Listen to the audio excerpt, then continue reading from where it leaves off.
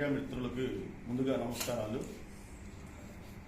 పిల్లి మాణిక్యరావు అనే వ్యక్తి 3 రోజులుగా చూసుకుంటున్నాం.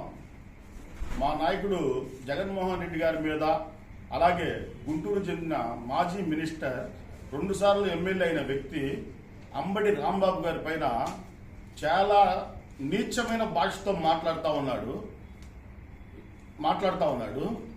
అసలు అతను ప్రజాస్వామ్యాన్ని తొంగలో తొక్కుతూ భారత రెడ్ బుక్ రాజ్యాంగాన్ని అమలు చేస్తూ పోలీసులను అడ్డుపెట్టుకొని అతను చేస్తున్న పనులు ఏంటంటే ఎవరిని విమర్శిద్దామా ఏంటి అని. అయ్యా పిల్లి మాణిక్యరావు గారు, నీకైతే మేము ఒకటే అడుగుతున్నాం. నువ్వేదో జగన్మోహన్ రెడ్డి గారిని విమర్శిస్తే, నువ్వేదో జగన్మోహన్ రెడ్డి గారిని తిడితే నీకు ఎమ్మెల్సీ ఇస్తాడో ఎమ్మెల్యే ఇస్తాడో అని ఆశపడి నువ్వు ఈ విధంగా తిడితే అధికారం శాశ్వతం కాదు, గుర్తుపెట్టుకోవాలా. అసలు నీ పనేంటి? Lit cap chairman. Lit cap లో శ్రీకాకుళం నుంచి చిత్తూరు వరకు 400 చర్మకారుల కుటీరాలు ఉన్నాయి. వాటి గురించి ఏ రోజైనా మీ నాయకుడితో మాట్లాడావా? చెప్పాలా దీనికి సమాధానం?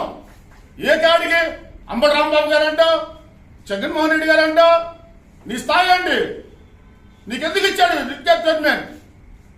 లిట్ క్యాప్ చైర్మన్ లో 400 మంది చర్మకారుల కుటీరాలు అక్కడ మూతపడి ఉంటే ఏ ఒక్కరి కుటీరమైనా బాగు చేయించావా?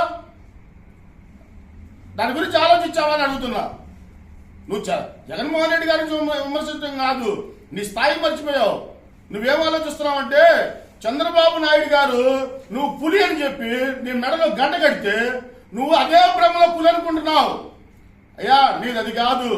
నువ్వు ఒక జిల్లా అధ్యక్షుడిగా చేస్తున్నావు. నిన్న కాక మొన్న పుట్టినరోజు చేసుకున్నావు. కేంద్ర మంత్రి ఒకరు ఉంటారు, 7 ఎమ్మెల్యేలు ఉన్నారు. ఏ ఒక్క నాయకుడైనా వచ్చి నీ నోట్లో మిఠాయి పెట్టారా?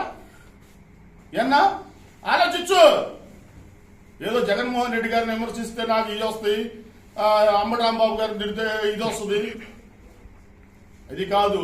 మన జాతి కోసం నీకు ఇచ్చిన పదవికి న్యాయం చేయడం నేర్చుకో. ఇదే విధంగా కనుక కొనసాగుతాను, నా నోటికి వచ్చినట్టు మాట్లాడతాను అన్నావా, ప్రజా వ్యతిరేకత ఉద్యమాన్ని మడికి నీకు రుచి చూపించడంలో వైఎస్ఆర్సీపీ ఎస్ఎస్ఎల్ ముందుంటది, గుర్తుపెట్టుకోవాలని సూచిస్తున్నాం.